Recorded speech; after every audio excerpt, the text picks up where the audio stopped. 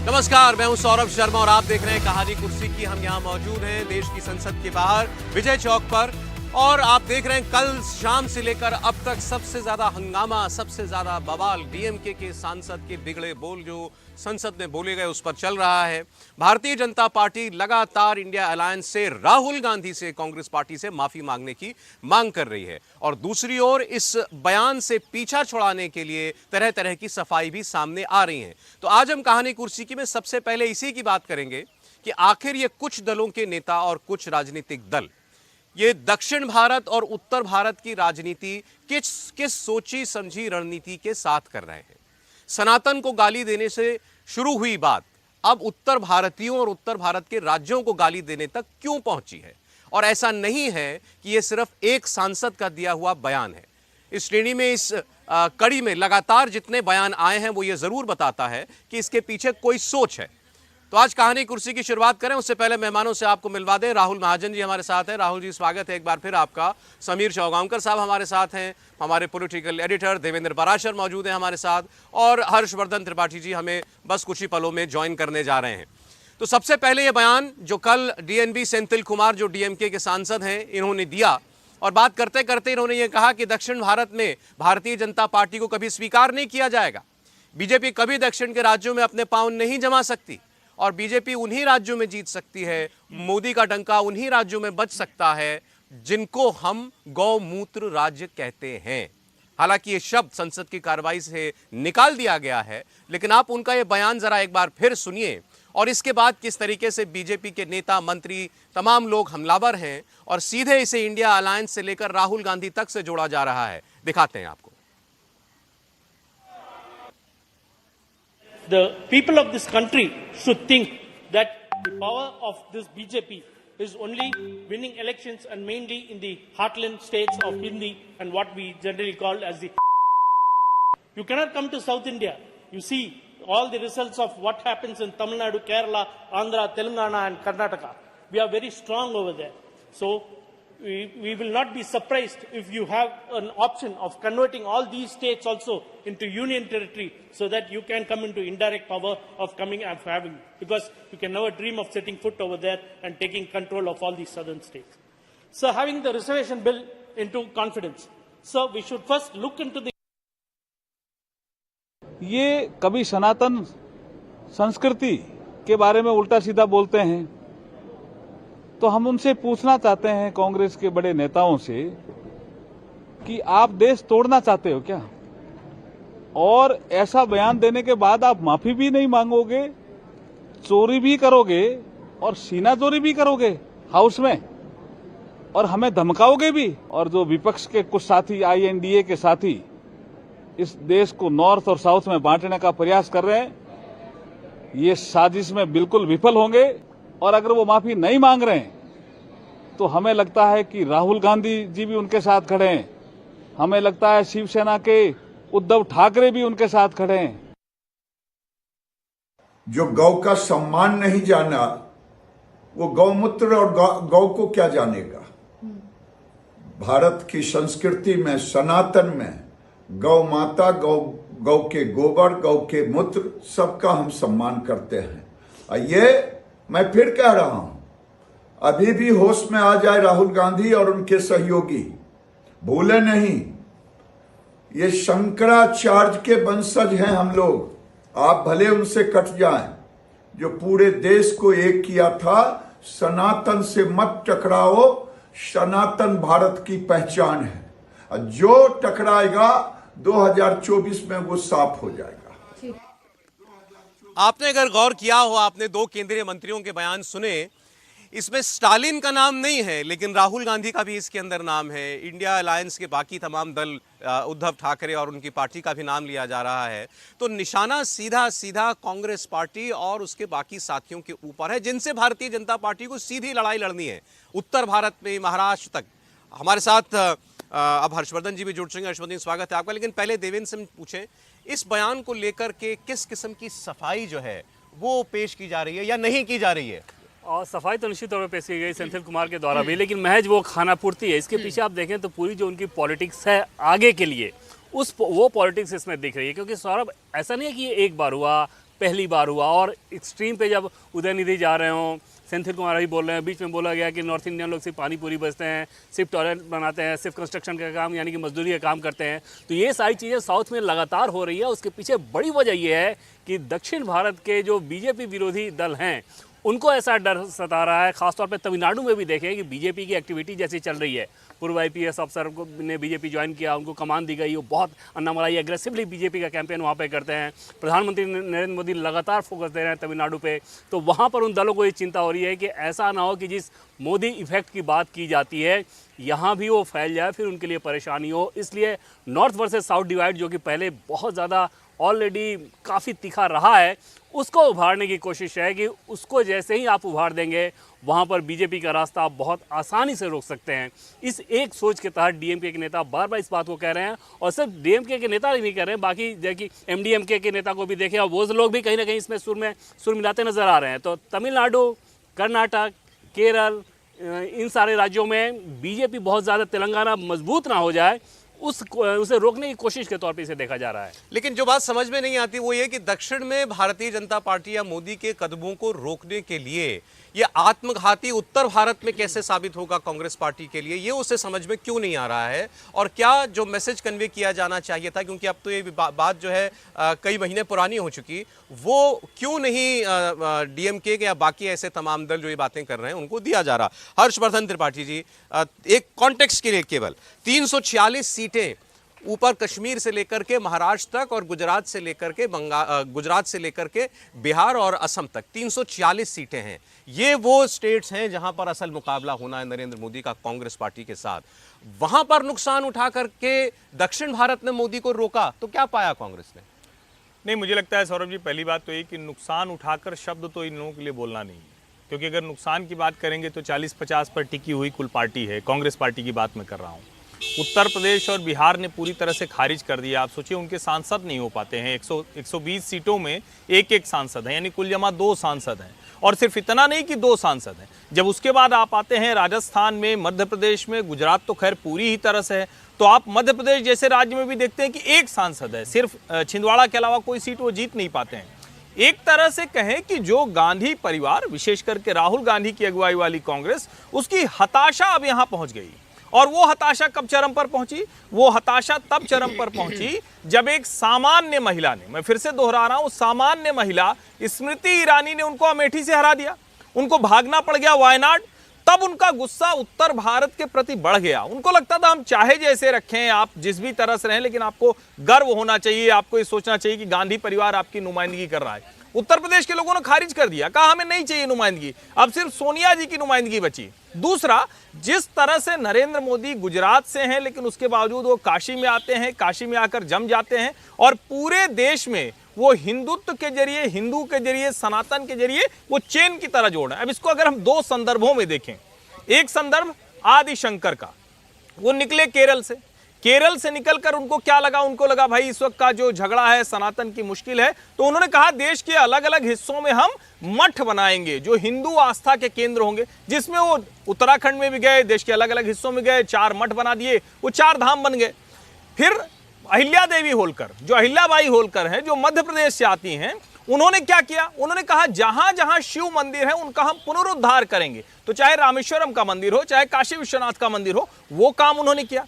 ये दोनों ऐसे काम थे जो भारत को गुलामी के काल में, मुगल काल में, दूसरे संघर्ष के काल में हिंदुओं को जगा कर रखते थे। आज नरेंद्र मोदी क्या कर रहे हैं? नरेंद्र मोदी लगभग उसी लकीर को बड़ा कर रहे हैं, यानी उसी लकीर पर चलते हुए उसको आगे बढ़ रहे हैं। राहुल गांधी के लिए ये नाकाबिले बर्दाश्त है, कांग्रेस पार्टी के लिए नाकाबिले बर्दाश्त है। और मैं एक बात कहूं, अगर चुनाव आयोग के मानक पर देखेंगे तब तो ढेर सारी राष्ट्रीय पार्टियां हैं, लेकिन अगर आप सचमुच देखें, के अन्नामलाई तमिलनाडु भाजपा का अध्यक्ष, वो कह रहा है कि उत्तर भारत वालों को पानी पूरी बेचने वाला कह रहे हो, कंस्ट्रक्शन मजदूर करो, हमको ये बुरा लगता है। कोई और राष्ट्रीय पार्टी की तरह व्यवहार नहीं कर रहा है। हिंदू के नाम पर, राष्ट्रीय चरित्र के नाम पर भारतीय जनता पार्टी के अलावा कोई खड़ा नहीं। उनको लगता है हम जाति से बांट सकते हैं, ऐसी टिप्पणियों से बांट सकते हैं, उत्तर दक्षिण विभाजन से बांट सकते हैं, लेकिन मुझे लगता है वो बड़ी संकट में फंसने। लेकिन अभी आपने जो कांग्रेस पार्टी का संकट बयान किया, तो इससे तो फिर और ऑब्वियस है ना कि राहुल गांधी को इस पर खुलकर बोलना चाहिए था, तभी बोल देना चाहिए था जब उदयनिधि स्टालिन ने इन सब बातों की, अनाप शनाप बातों की शुरुआत की थी। राहुल गांधी क्यों खामोश है? इतना कहना क्यों मुश्किल है उनके लिए कि ये बातें बिल्कुल बकवास हैं, ऐसी बातें नहीं होनी चाहिए? देखिए साफ है कि जो बीजेपी है उसका एक टारगेट है साउथ को लेकर। उसका टारगेट है कि वो लगभग 60 सीटें वहाँ से जीत के आए, ये उन्होंने एक लक्ष्य रखा हुआ है। अब ये तो चाहे वो डीएमके जैसी पार्टियां हों, बाकी पार्टियां हों, और कांग्रेस खासतौर से जिसका आधार अब केवल साउथ की तरफ दिखाई दे रहा है, उसका डर है। और ये पहली बार नहीं है कि इस तरह के बयान, मतलब इस तरह की कोशिशें की गई। द्रविडियन वर्सेस आर्यन पॉलिटिक्स जो है पहले भी डीएमके और उन्होंने शुरू किया था बाकायदा, और भी उससे आगे बढ़कर हिंदी वर्सेस बाकी लैंग्वेजेस, साउथ की लैंग्वेजेस को भी उन्होंने बहुत हवा दी। तो ये उनका प्रयास है कि जो बीजेपी जैसा संगठन, जो कि एक ऑर्गेनाइज पार्टी है, और देखा है उन्होंने किस तरह से चुनाव लड़ते हैं और किस तरह से उनका आधार बन जाता है किसी स्टेट में, उसको वो साउथ में ना घुसने दें। अब उसके लिए तरह तरह से कोशिशें की जा रही हैं कि किस तरह से उसको रोका। नहीं, राहुल गांधी अगर नहीं बोल रहे हैं इस पर, या राहुल गांधी भी इसी डर से कि वो दक्षिण का मेरा मतदाता नाराज हो जाएगा, वो ये कह रहे। देखिए उन्होंने क्या किया, उन्होंने अभी तो एक कोशिश शुरू की है राहुल गांधी ने, वो सॉफ्ट हिंदुत्व की कोशिश उन्होंने शुरू की है। अब अगर वो उसको भी बीच में छोड़ के दोबारा उस साइड घुस जाएंगे तो उनकी अपनी कोशिश जो है वो बेकार हो जाएगी, मुझे लगता है। तो उनकी भी कैलकुलेटेड है, और वो ये भी देख रहे हैं कि चाहे कांग्रेस जो है वो साउथ में, जैसे तमिलनाडु है, उसमें ना जीते, लेकिन डीएमके जीत जाए, जिनके साथ कम से कम वो अलायंस तो कर सकते हैं केंद्र में सरकार बनाने की। चाहे उत्तर में इसका रिएक्शन हो, चाहे उत्तर में आपको इसका नुकसान हो। उत्तर में तो वैसे ही कांग्रेस की हालत काफी खराब। तो मतलब उन्होंने उत्तर में तो हथियार डाल दिए, इसका मतलब इससे तो यही मतलब निकलता है। एक लाइन बस मैं जोड़ दूं। देखिए इसको यूं समझिए कि कांग्रेस पार्टी को अब लग रहा है कि क्षेत्रीय दलों का हिस्सा हम ले लें, हम मुस्लिम वोट, सेकुलर वोट ले लें। उनको लगता है कि इस पिच पर तो अब हम कर नहीं सकते, यहां विभाजन वाला, संघर्ष वाला, एक दूसरे को गाली देने वाला, किसी के प्रति किसी का वैमनस्य वाला चल गया तो अच्छा, नहीं हुआ तो कम से कम एक वर्ग हमें देखे कि भाई ये देखो ये मोदी से लड़ रहा है, अपना नुकसान करके लड़ रहा है। ये भावना राहुल गांधी सबके अंदर भरना चाहते हैं, विशेषकर मुसलमानों के अंदर। और जहां तक माफी का सवाल है, अभी बात हुई कि सेंथिल कुमार ने माफी भी मांगी थी, आज भी शायद पार्लियामेंट में उन्होंने इस पर खेद व्यक्त किया है, लेकिन ये नहीं कहा कि मैंने गलत बात कह दी। उन्होंने ये कहा कि मैंने तो ये बात पहले भी कही थी, तब कभी इसको एक्सपंज नहीं किया गया। जब मैंने ये बात कही तो बहुत सारे सांसद बैठे थे, किसी ने रिएक्ट नहीं किया। उनको उस शब्द पर अपने वैसे आपत्ति नहीं है, कहना अगर हाँ आपको बुरा लग रहा है तो ठीक है। देखिए भारतीय जनता पार्टी के बढ़ते प्रभाव और उत्तर भारत में भारतीय जनता पार्टी एक ताकत बन चुकी है। साउथ में कांग्रेस को और कांग्रेस के जो सहयोगी दल है उनको इस बात का डर है कि जो उत्तर भारत में भारतीय जनता पार्टी ने अपना वर्चस्व कायम कर लिया है, कांग्रेस के साथ सभी क्षेत्रीय दलों को लोकसभा की सीटों में सफाया कर दिया है।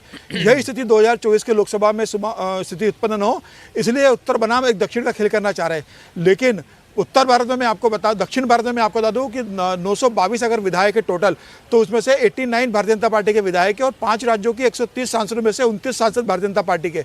और अगर देखा जाए तो सबसे बड़ा दल दक्षिण में भी भारतीय जनता पार्टी है, अकेले भारतीय जनता पार्टी के 29 सांसद है, उसके बाद कांग्रेस 27 सांसद है, बाकी क्षेत्रीय दलों के सांसद है। तो कांग्रेस के वहाँ बढ़ते प्रभाव, तेलंगाना का चुनाव परिणाम आने के बाद कि भारतीय जनता पार्टी 1 सीट से 8 सीट पर जाती है और 7% से 14% का अपना वोट बैंक कर लेती है। ये दक्षिण के राज्यों को डर लग रहा है कि कहीं भारतीय जनता पार्टी नरेंद्र मोदी के नेतृत्व में जिस प्रकार से उत्तर भारत में उन्होंने वर्चस्व कायम कर लिया, कहीं दक्षिण भारत के अंदर वही प्रभाव कायम न कर ले। और इसीलिए मुझे लगता है ये वोट बैंक की राजनीति के कारण ये उत्तर बनाम दक्षिण, भारतीय जनता पार्टी को हिंदू राज्यों की पार्टी, हिंदी की पार्टी, हिंदुत्व की पार्टी करके एक खाई चौड़ी करने की कोशिश की जा रही है, जिससे 2024 में भारतीय जनता पार्टी को वहाँ बहुत सहयोग नहीं मिले।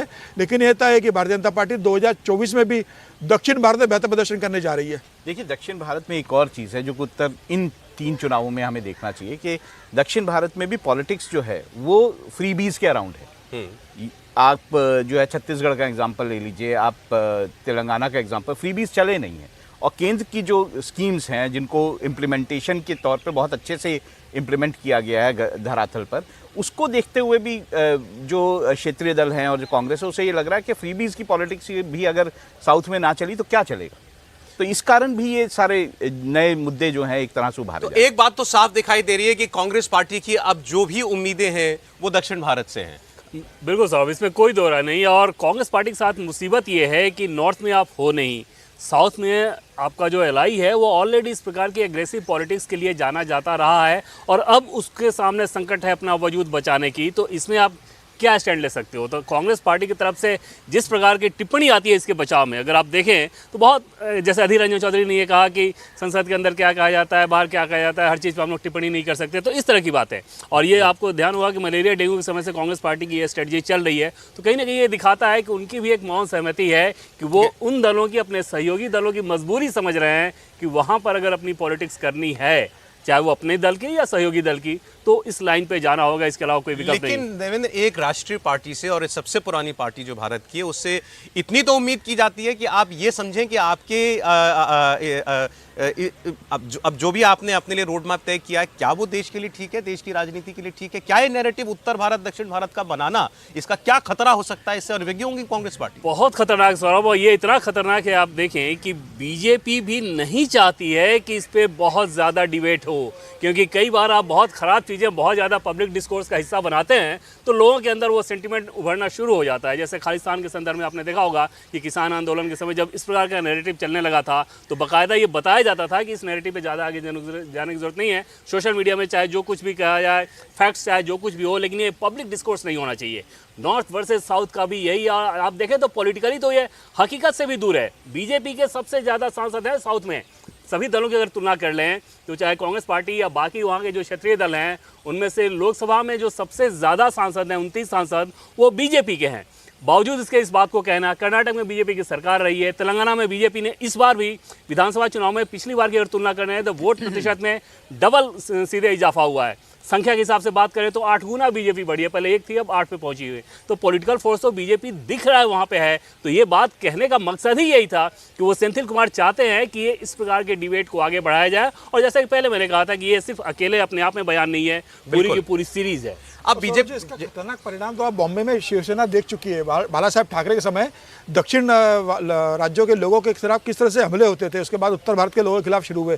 तो मुझे लग रहा है कि बम्बई की जनता इस बात को भुगत चुकी है। लेकिन कांग्रेस के अंदर आप देखेंगे तो आप दोनों बड़े लीडर आज दक्षिण से आते, खड़गे जी दक्षिण से आते, केसी वेणुगोपाल दक्षिण से आते। तो मुझे ऐसा लग रहा है कि वो दक्षिण की राजनीति को कांग्रेस के अंदर ज़्यादा प्रभावी बनाने की कोशिश कर रहे हैं।